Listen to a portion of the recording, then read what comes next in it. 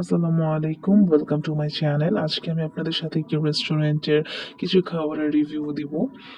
আমি সেদিন খুব ক্ষুধার্ত ছিলাম, হঠাৎ করেই ভাবলাম যে যেহেতু ক্যাফে 247টা নতুন ওপেন হয়েছে, যাক এটার কিছু খাবার ট্রাই করা যাক।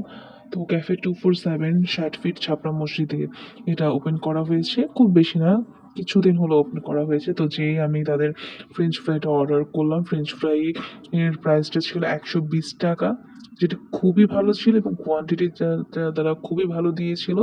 মানে দুজন খুব ভালোভাবে খাওয়া যাবে, যদি আমরা তিনজন গিয়েছিলাম, তিনজন খুব ভালোভাবে শেষ করেছি। এটার সাথে মেয়োনিজ দিয়েছিল, যেটা খুবই মজাদার ছিল।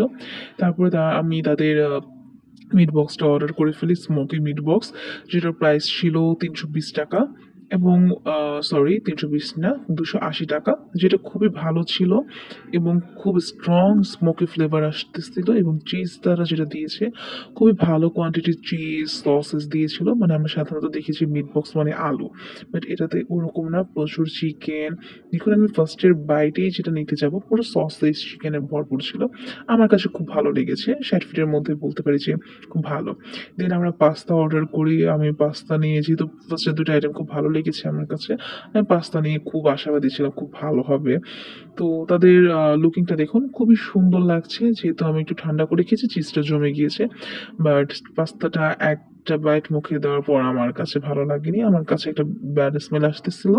এটা ব্যাড স্মেল বলতে তেলের স্মেলটা আসতেছিল, যেটা আমার কাছে ভালো লাগেনি। হয়তো অন্য কারোর কাছে ভালো লাগতেই পারে। তো এই পর্যন্ত আজকের মতোই, ভালো থাকবেন সবাই। ভালো লাগলে ভিডিওটা লাইক